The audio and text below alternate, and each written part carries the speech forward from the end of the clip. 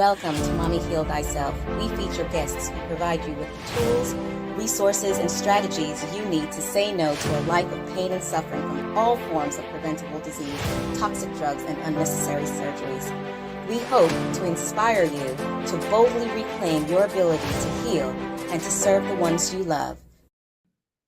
Welcome, everyone, to another episode of Mommy Heal Thyself. Today, I have with me a special guest. This is Gio, and he is the founder of Elemental Rhythm Breathwork that uses the power of conscious breathing to help others to deepen their self-awareness and create long-lasting transformation. Now, Gio is an entrepreneur and life adventurer who has a deep passion for teaching. That's how I initially got to know Gio, because I was so blown away by things that he's going to start sharing that I decided to become one of his students, because I wanted to learn more about being able to help people on their journey into the world of breathwork. So he is the founder of Elemental Wellness Studio in Toronto and the co-founder of the Personal Development School, among many other ventures. He's always looking for the next consciousness expanding learning experience, whether it be climbing mountains in his shorts with Wim Hof, or participating in traditional ayahuasca ceremonies, or challenging his mind and body to see what new limits he can reach. Now, Gio is a breathwork facilitator and life executive coach and facilitator and founder of Elemental Rhythm breathwork programs and facilitator training. He launched his third podcast in 2020 called Elemental Awakening to go along with his YouTube channel, Elemental Awakening. And you can catch his documentary on plant medicine called Psyched Out for free through his YouTube channel. He's an entrepreneur at heart and loves to create new ideas and ways to help us, not only as people living on this planet, but also thinking about leaving the world better off tomorrow than it is today. So, Gio, thank you so very much for joining me today. Oh, what an awesome intro. Thanks. Thank you so much, Doctor. Well, any intro I can give is small in comparison to the greatness that you have given to us in this community. So I thank you for joining us. So nice of you. Yeah, I'm grateful to be here, and I hope that I can share something that someone can implement in their lives. Even a small change, like every small change we make, they add up over time, and it creates momentum to, transform our lives. So some people are looking for, hey, I want to change everything in one shot, and sometimes that happens, but a lot of times it's the small little things that we can do that can really create a lot of momentum and change in our lives. Absolutely. What we're entitling this podcast is The Breath, the Ancient Secret to Health Transformation. And I would love for you to tell us a little bit more about how you found this secret out. Yeah, it's funny that we even refer to it as a secret, this thing that is it's happening all the time from the moment we're born to we take our last breath. Um, yeah, I guess the way I initially found out about it was I'd been making a lot of changes in my life, going from a serial entrepreneur and just really stressed out and really focusing on, making money. I was convinced growing up that net worth and self-worth were the same thing. And I kind of had a realization that, look, I'm not happy doing what I'm doing, and there's very little meaning in my life. And as I was on that kind of conquest, I guess, for meaning, for deeper understanding, it started leading me into different things. So I started understanding what my intuition was, this kind of beacon or this GPS system within you that's kind of guiding you in different directions. And one of the points along the way, I had one of my first podcasts. I met a guy named Wim Hof, the Iceman, who is one of the leading kind of breathwork brands in the world, and he uses cold exposure and breathwork and mindset to create change. And so I went to one of his initial trainings, and I had my first real breathwork experience, and had this complete out of body experience. I was floating around the top of the room. I snapped back into my body and started crying uncontrollably, which was weird for me as a man, like men don't cry type thing, macho, and it felt so good, and it felt really good. And I just realized in that moment, I was releasing a lot of this expectation, this pressure, this kind of like need to be successful. I was just like letting it go and being okay with being exactly who I was and being happy and content with that. So it was a huge transformational like turning point for me, or inflection point. which got me really interested in breath work. So, okay, like if I can reach that state from just breathing, like, you know, where has this been my whole life? What the secret that I just kind of stumbled upon? And the more I looked into it, you know, breathing affects every aspect of our life, our nervous systems, our heart rate, our mental clarity, our ability to perform, physical performance, athletic performance, sleep, so many things that is affected by the breath. And breath work, it's like a blanket term. It's like saying math, you know what I mean? Mm. Like, okay, what is math? Like, there's algebra, there's calculus, there's, all these different, things you can do with math. And same with the breath. You can use your breath to calm you down. You can use your breath to excite you. You can use your breath to help you sleep better. Um, for athletic performance, all the way to these deep transformational breathwork experiences where you can resolve past traumas, you can have emotional releases, you can do all these things. So, I started really exploring all the different, like the whole breathwork spectrum. Was trying to just gain more experience and knowledge now that my eyes had been open, or maybe my lungs had been open to new possibilities. So when we talk about breath work, it's kind of abstract for a lot of people because most people will say, "Ugh, what a bunch of hooey. Oh, I'm already breathing. What the heck are you talking about? What is the differentiation that you're making here? And what is conscious breathing?" hmm Yeah, so there's a cliche term that says like just breathe. I'm trying to like change that. It's like don't just breathe. You have to breathe intentionally, breathe properly, and you'll see changes. So a lot of people, I'm generalizing here, but most of us have had some form of trauma or stress in our lives or daily things that are moving our nervous system into more of this fight or flight kind of space. When you go into that fight or flight, your adrenaline goes up, your stress hormones, cortisol go up, and your breathing starts to change. A lot of people will breathe more shallow, more quicker up into their chest, breathing through their mouth, because that's like a response of a fight or flight. It's like pushing on that sympathetic nervous system. And some of us, if things have happened to us when we're really small, we've developed these patterns that have kind of stuck with us our whole life. And, science has shown that people that overbreathe, so more than like 25 breaths per minute, or, anything above 15 starts getting that overbreathing. Mm. 25 is like chronic overbreathing. But if you look at the side effects from chronic overbreathing, it looks like one of those scary, drug commercials you see like on TV. Like side effects may include, you know, you know, tingling sensations in the hands, jelly legs, inability to sleep well, high stress, poor circulation, heart issue. Like it just goes on and on and on. Mm. And so, you know, just changing our breathing mechanics in the simplest way will have all these profound effects that will ripple out into your physiology, having a clearer mind, being able to be calm, slowing down your heart rate. And a lot of them are very effective, and a lot of them work very quickly. Like within, one session of focused conscious breathing, like you'll feel different in your body, emotionally, physically, and mentally. Mm. Um, so it is important, we are just breathing. But if you look at a baby when they breathe, when a baby is born, they breathe into their diaphragm, they breathe through their nose. It's this like automatically kind of evolutionary program, the proper way to breathe. But somewhere we kind of started losing that and we started moving into these um, stressful or sympathetic breathing kind of patterns.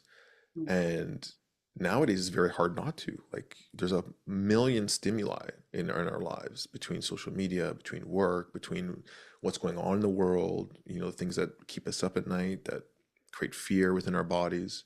Mm. And your breath is the best way to kind of neutralize that and kind of bring you back into your body, getting out of that racing mind to kind of see things with a more logical and grounded perspective versus this like analytical, fear-based, you Mm. know, survival mode.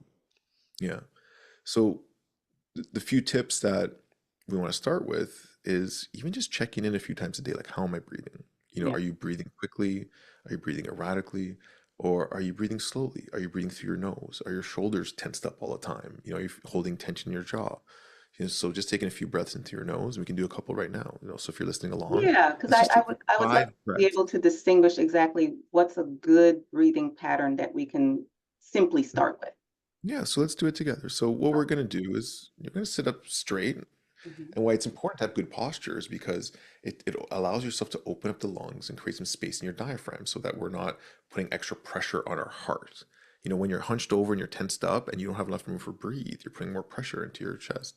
Okay, so you can sit up nice and straight, allow your diaphragm to relax, and we're just going to breathe in through our nose and try to feel your belly expand. And we'll just do 5 breaths together if you're listening. As long as you're not driving, Mhm. somewhere kind of like safe, we're going to do a few breaths together, okay?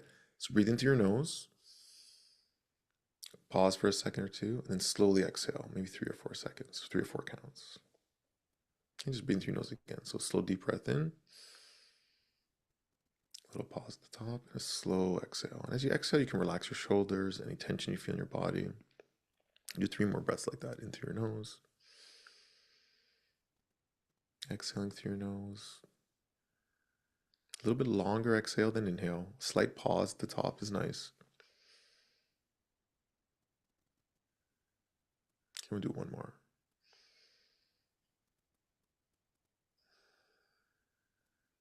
All right. How do you feel, Dr. Michelle? Ah, that was a wonderful pick me up. Just Yeah, a putting little more everything, calm. settling it.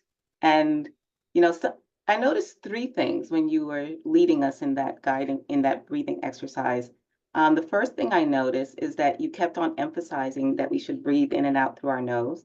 And then the second thing I noticed was that you had us hold the breath, like after the inhale. And then the third thing you had us, kind of hold the breath sometimes at the end. And it was a slower rate. So if you can tell us a little bit more about those things. Yeah, so the nose actually will activate the parasympathetic nervous system. When you breathe through your mouth, it's going to the sympathetic. So initially, you're just sending a signal to your body, hey, rest and digest, safety, stuff like that. So breathing through the nose is really important. The nose also filters the air, it warms the air, it moistens the air, and it actually curls the air, like it spins it so it goes deeper down to your lungs. So if you're breathing through your mouth, you're not getting any of that. Plus, we have a natural ability to create nitric oxide in our nose. We don't create it in our mouth. So nitric oxide is amazing for so many body functions like circulation and focus. So if we're not breathing through our nose, we're losing out on that. So nose is like the number one pillar of like, hey, breathe through your nose. Number one.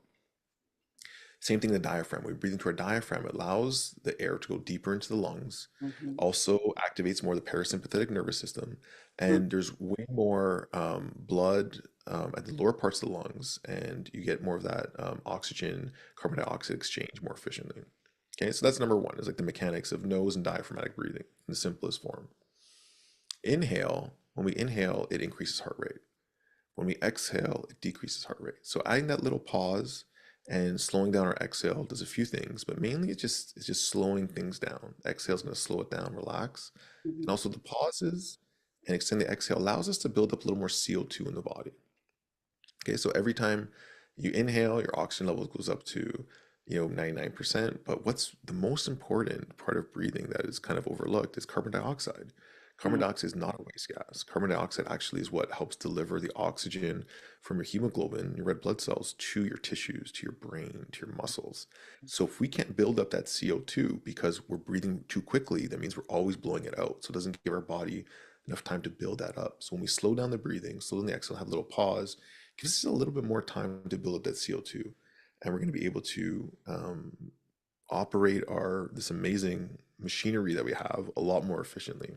So you were mentioning before that many of us breathe 15 or more breaths per minute, and it's more optimal for us to breathe, you know, between 8 and 12 breaths or even slower.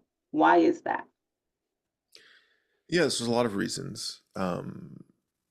When you're breathing quickly, again, it's sending that signal to the body, like fight, flight, the sympathetic. It's like it's really like building up the adrenaline, the cortisol. Yogis in ancient times used to study animals, and they noticed that the animals that breathe the slowest live the longest, and those that breathe the quickest had the shortest lifespans. So it's Mm. almost like we have a certain number of breaths per life. And it kind of makes sense because when you slow down your breathing, you're going to be a lot more efficient in using each breath. You're going to be a lot more calmer, a lot more centered, a lot more like in the present moment than if you breathe quickly. And a lot of the science kind of supports that. If you're doing athletic activity, even then, if you can breathe slower, you're going to be more focused. But it takes your body some time to adjust. So you're not going to go from 20 breaths a minute to like 8 breaths a minute overnight. You got to slowly start training your body in something called CO2 tolerance. Mm, So every single human on the earth has an amount of carbon dioxide they can tolerate in their blood. mhm, That's what actually triggers us to breathe. It's when that carbon dioxide level hits a certain, it's nothing to do with oxygen. It's once your carbon dioxide level hits a certain level, it sends a signal and you feel that breathlessness, that urge to breathe. The more you practice breathing techniques, the more you slow down your breath, your ability to tolerate carbon dioxide will actually increase and you'll be able to breathe slower and more efficiently. So then what happens is when you start even playing sports, you'll be able to get as much energy output, but with less breathing. So you have a clearer mind, be more present, and you'll be using all the energy way more efficiently. hmm. Now, what have you found to be the biggest sabotage to proper breathing when you work with people? Hmm. So number one is people mouth breathing at night. It's Mm, unconscious, so now you might see online like people like taping their mouth shut and athletes doing it, and it seems a bit weird and scary or like out on the fringe, but it is one of the most effective tools I've seen create the biggest impact in a short amount of time. Because if you're breathing with an open mouth, if you're snoring, if you have sleep apnea, imagine your mouth breathing all night long. mm, This dry air that's not filtered, that's not moisturized for you, it's going to dehydrate you even more. mm, It has all these negative impacts on your health. So that's number one. And number two is just the ability for people to be aware of their breath, especially in stressful situations, mhm, right? So once you start having that breathing awareness, like, oh, like I'm feeling stressed right now, I have this tool, my breath, that can calm down my system. So a lot of people that don't have that awareness, once they start applying that to their everyday, like, and I even say like, put an alarm in your phone, a random alarm 4 or 5 times a day that just says breathe. mhm, So whenever that goes off, you see it. It's like, okay, how am I breathing? Let me slow it down. Let me just get in the present moment. And what happens is you can train yourself to change that pattern. It just takes some repetition, some practice every day, and you won't even have to think about it anymore. Right? It'll be as like what some people say, it's like I already breathe, you mhm. know. Why do I have to change anything? That'll just become your second nature, the normal way you breathe, but you have to practice a bit and just train your body. Okay, this is the proper way to breathe, not whatever I was doing before if you were breathing poorly. Wow. So I'm curious, what do you feel has been the most impactful either person or event that has occurred in your life that brought you to this point? Oh man. Um,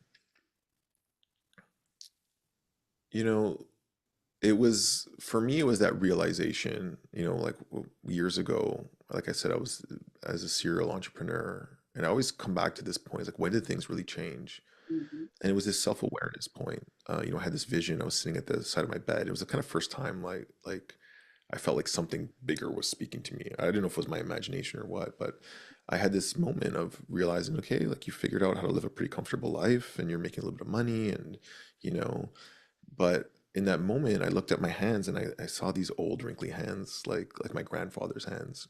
And mm, the thought that came into my mind was like, yeah, you figured it out, but you're going to do the same thing, go on a vacation each year. You're going to drive a somewhat decent car.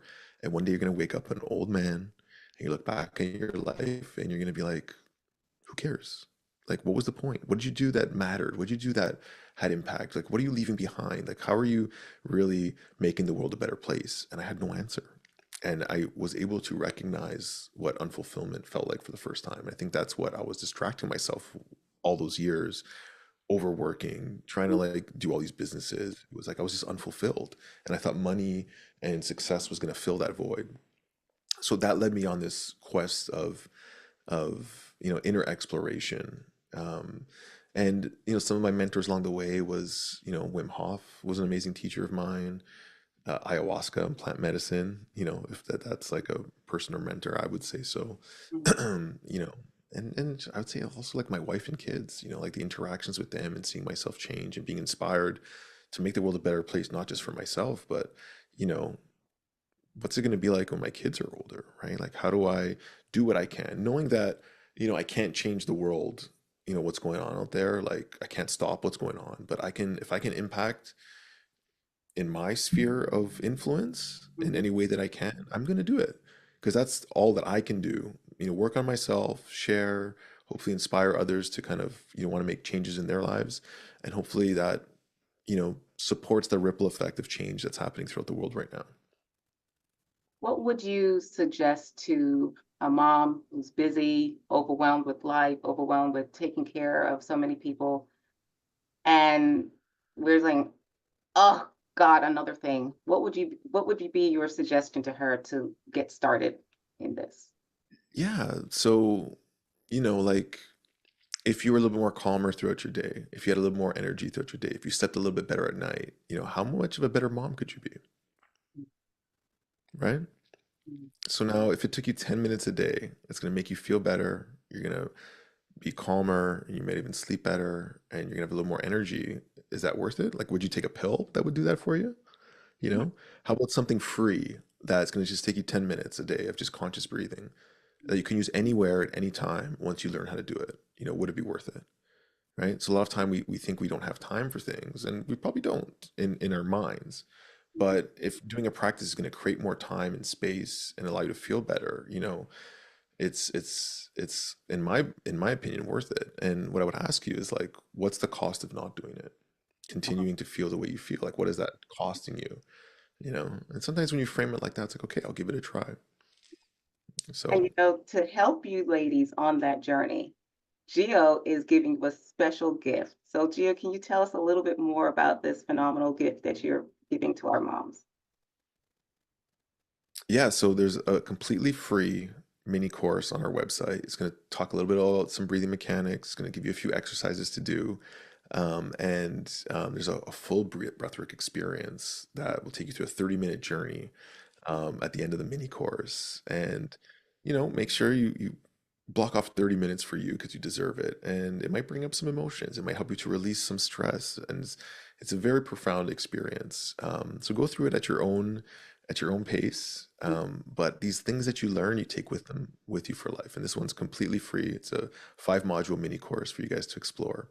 And then from there, if you want to keep learning more, you can reach out and we can talk to Dr. Michelle about how to get more access to continued education, learning, and support. So ladies, I have to tell you, forewarned, there's a side effect to this.